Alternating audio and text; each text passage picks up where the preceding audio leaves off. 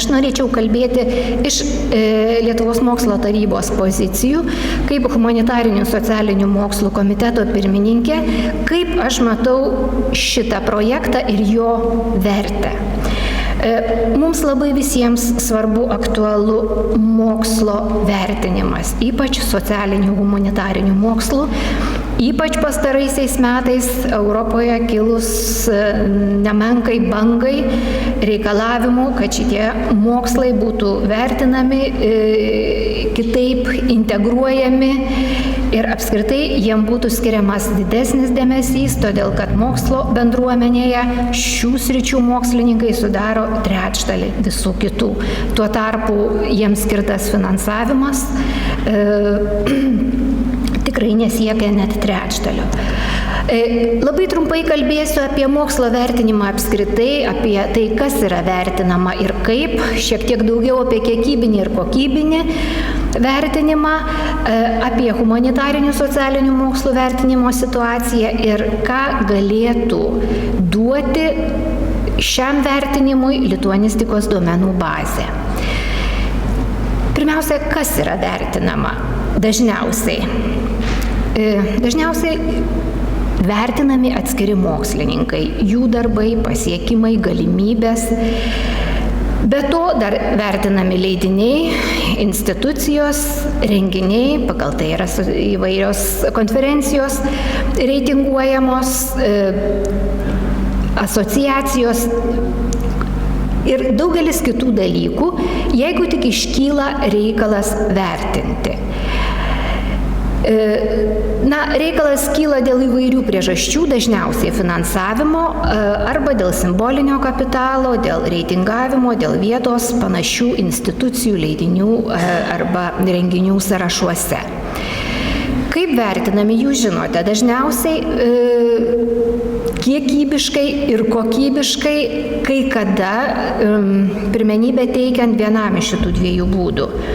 Kiekybiškai vertinama pagal publikacijų skaičių, pagal bibliometrinius rodiklius, tai yra pagal autorių citavimo indeksus įvairius, žurnalo arba žurnalų poveikio faktorius.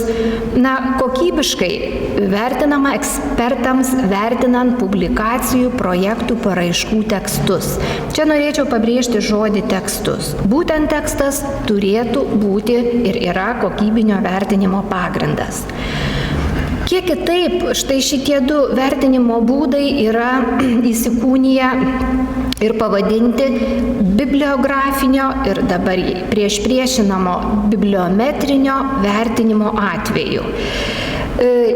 Ypač socialinių humanitarinių mokslų politikams šitie du žodžiai yra žinomi ir kovos vykstančios tarp vieno ir kito vertinimo būdo rėmėjų. Bibliografinis vertinimas remiasi publikavimo kanalų, leidyklų, žurnalų sąrašais, reitingais. Prieš uždarant Europos mokslo fondą buvo parengtas sąrašas žurnalų, 3 kategorijų, populiariai sakant, labai tarptautiškų, mažiau tarptautiškų ir nacionalinių, kuris galėtų būti štai tokio bibliografinio vertinimo pavyzdys. Bet pabrėžiu, čia šiuo atveju vertinami visas leidinys, visas žurnalas arba visa leidykla kaip prestižinė arba netai prestižinė. Bibliometrinis vertinimo būdas remiasi citavimo indeksų ir poveikio faktorių vertinimu ir jis labiau priartėja prie kiekybinio vertinimo. Kokie būtų atskirų štai šitų būdų privalumai? Kokybinio vertinimo privalumas yra tas, kad labiausiai remiasi mokslo darbo kokybės kriterijumi ir to darbo atitikimų tyrimo tikslui. Kai ekspertai skaito pačius tekstus, jiems nesunku yra tą padaryti. Šiaip pagal įvairias deklaracijas ekspertinis vertinimas yra grindžiamas nešališku, konfidencialiu ir aiškiu ekspertiniu vertinimu. Kitaip sakant, turi būti labai aišku visiems, kodėl buvo skiriami vieni, o ne kiti balai. Ir vertinami tekstai, o ne kiekybiniai rodikliai, citatų skaičiai ar reitingai. Kokie yra kokybinio vertinimo trūkumai? Pagrindinis yra tas, kad ekspertinis vertinimas yra labai brangus. Jungtinės karalystės mokslininkai buvo apskaičiuota per metus vertinimui skiria apie 3 milijonus valandų ir jas pavertus svarais, kaip matote, yra 165 milijonai svarų. Gerų ekspertų darbo valanda yra iš tiesų brangi, o mes tik tai tokius norime kviesti ir matyti kaip savo darbų ekspertus. Taigi iš karto galime suskaičiuoti sąnaudas. Dėl asmeninių priežasčių ekspertai gali būti šališki, taip ir atsitinka, o jų vertinimai perdėm subjektyvūs, nes stinga bendrų standartų. Štai šitam trūkumui įveikti yra kuriamos ekspertų grupės ir ekspertai atėję su savo individualią nuomonę tenai diskutuoja ir labai dažnai prieina visiškai kitos bendros išvados, negu kad jie buvo pasirengę tą padaryti.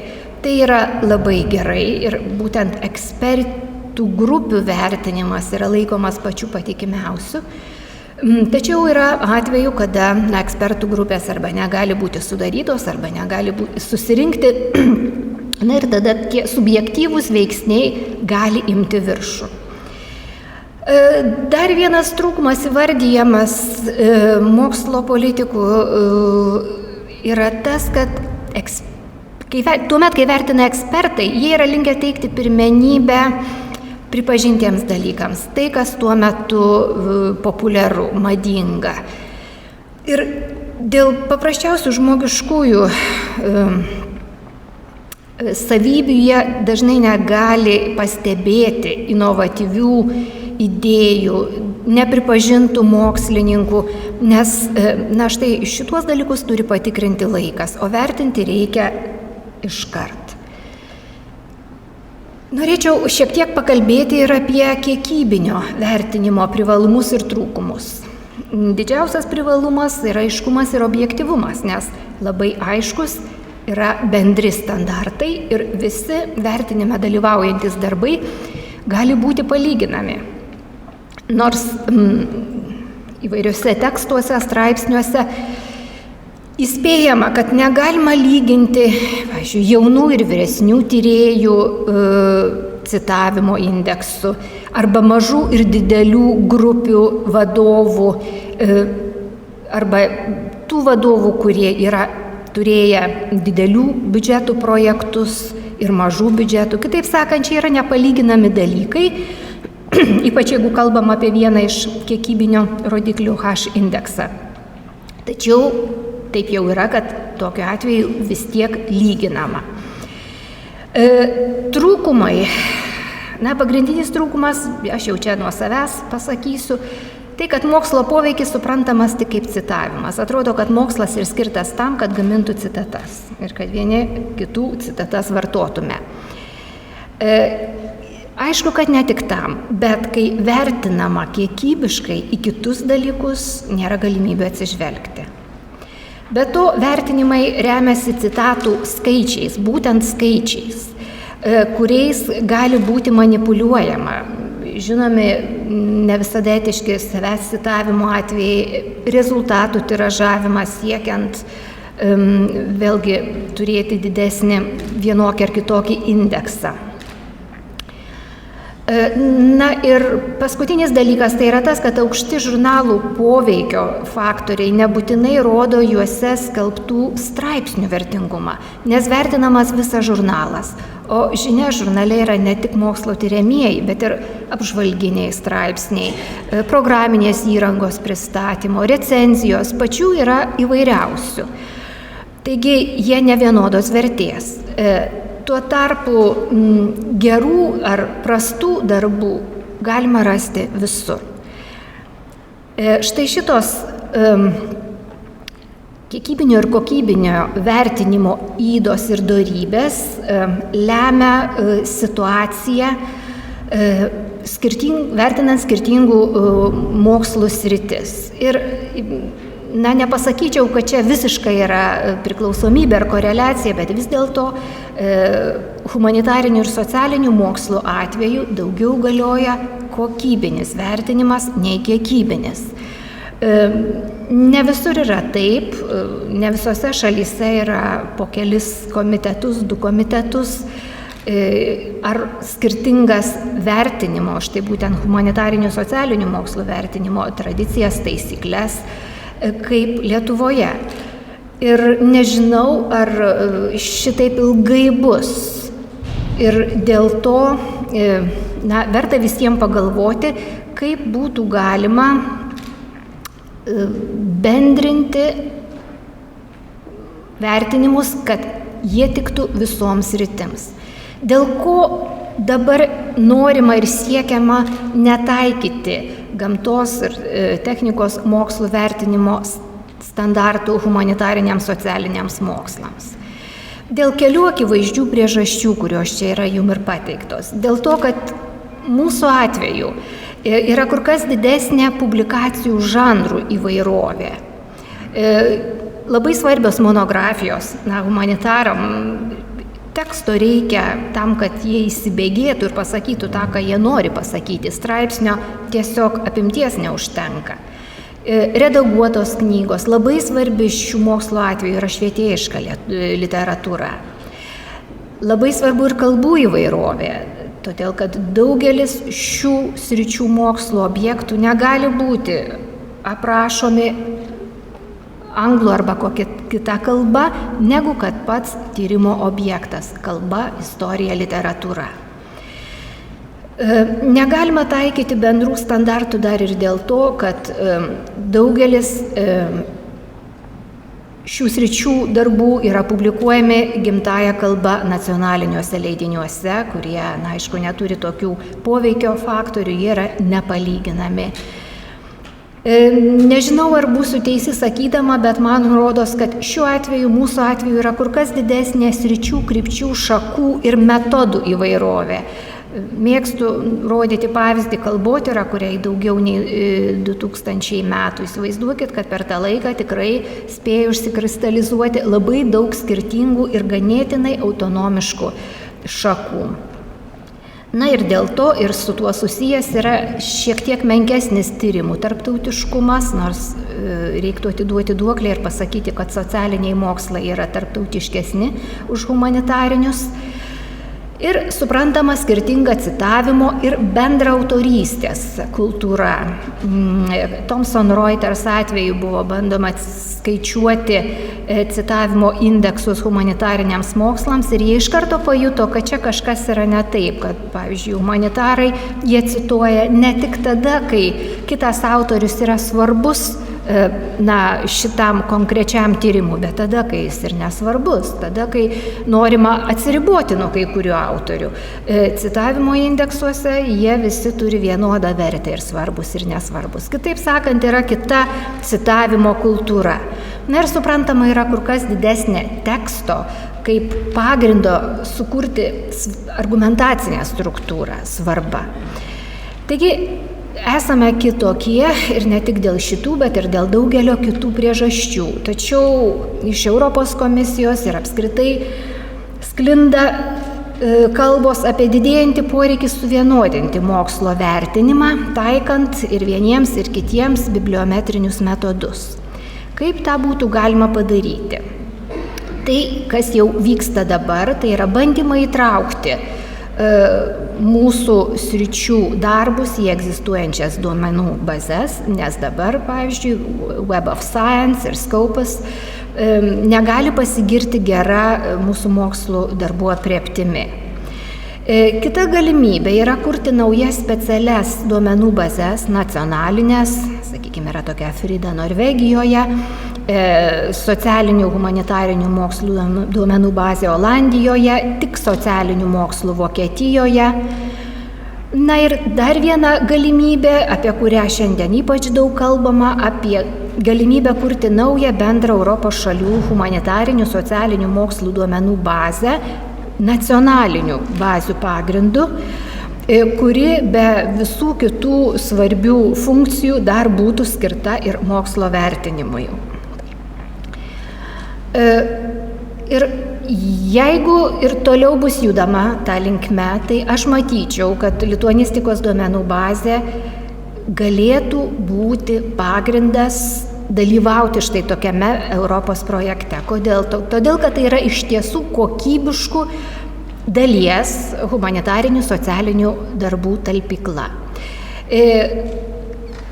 Dabar aš norėčiau pakalbėti šiek tiek apie vertinimą štai šitos duomenų bazės viduje.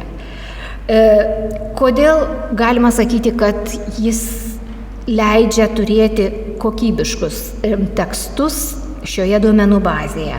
Pirmiausia, dėl to, kad remiasi atskirų tekstų, o ne leidybos kanalų vertinimu. Yra įtraukiami ir kai kurie žurnalai, ir vėliau kalbėsianti Lina Bloveščiūnienė daugiau apie tai gal pasakys. Tačiau pagrindas yra tekstas. Be to apima ir bibliografinius publikacijų duomenis, santraukas ir ištisus tekstus, tai yra sudaro sąlygas ir kokybiniam, ir kiekybiniam vertinimui. Nes yra pateikiami ir citavimo įrašai sudaryti referuojamos literatūros, bibliografijos pagrindu. Ir labai svarbu yra tai, kad šita duomenų bazė suteikia atvirąją prieigą prie tekstų. Šiandien ryte per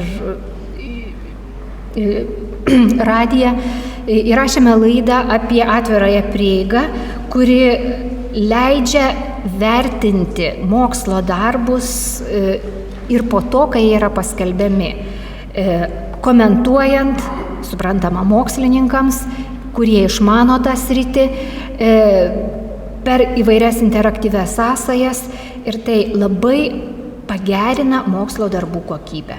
Nes tie, kurie jau paskelbė savo straipsnius, kuriuos buvo atsižvelgta, komentuota, kitus tekstus rengdami, jie paprastai šiek tiek elgiasi kitaip.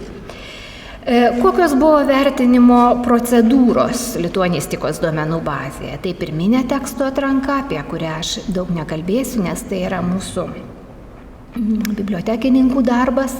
Toliau tvarkomasis vertinimas pagal ekspertų tarybos nustatytus kriterijus, kai vertinama, šiuo atveju 15 žurnalų buvo įvertinti kaip teigiami pagal anksčiau vertintus tekstus, ir jie yra įtraukiami kaip toliau nerecenzuotini. Ir suprantama, ekspertinis vertinimas, dalyvauja 227 ekspertai. Kiekvienas tekstas, straipsnis ar knyga gauna po 2, prieštaringai įvertinus kviečiamas 3, ir po to pildoma anketa, ir šio etapo naujovė yra ta, kad rašomas komentaras. Šiek tiek statistikos, kiek tekstų numatyta įvertinti, tai 20 000 publikacijų, iš jų 15 000 ekspertinio vertinimo būdu. Ir šiame projekto etape teigiamai įvertinta 16, neigiamai 2,5, šiek tiek daugiau tūkstančių, tai yra 16% publikacijų, ankstesnėme etape 20%. Galima būtų įvairiai interpretuoti šitą mažėjantį procentą, manant, kad gal geresnės publikacijos patenka, sunku pasakyti. Tačiau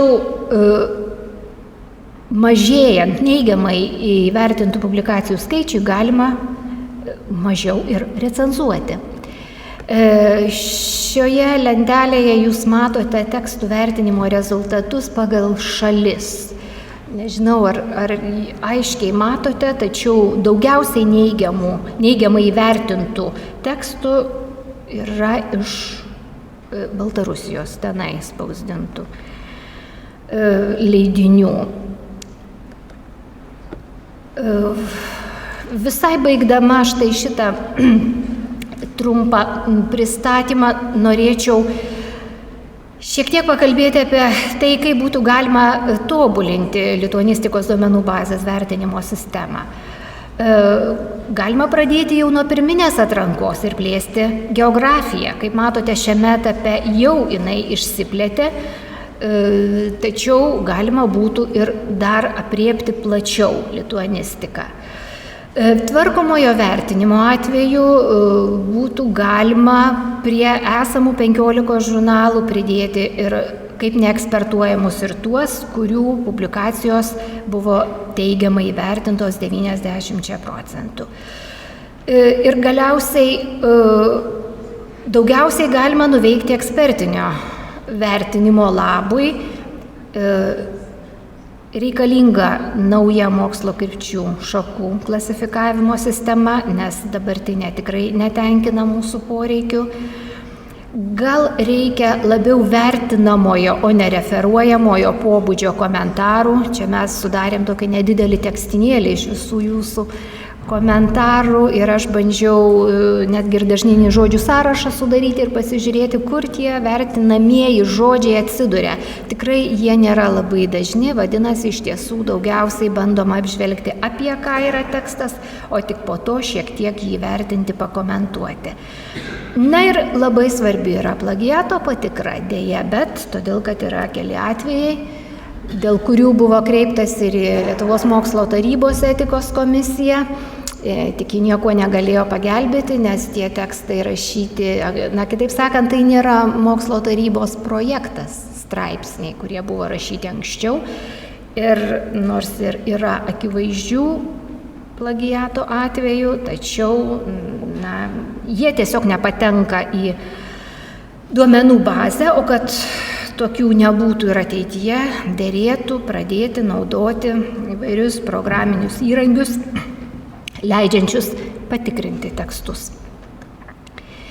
Kokios būtų apskritai lituanistikos duomenų bazės plėtros galimybės, ne tik vertinimo sistemos? Būtų labai svarbu apimti viso nepriklausomybės laikotarpio publikacijas, ne taip kaip dabar nuo 2000 metų. Būtų labai svarbu plėsti objektą, įtraukti baltistiką, čia gerbiamos Ingės Lukšaitės pasiūlymas, o gal net ir humanitarinius socialinius mokslus, čia mano pasiūlymas, išlaikant lituanistikos autonomiją.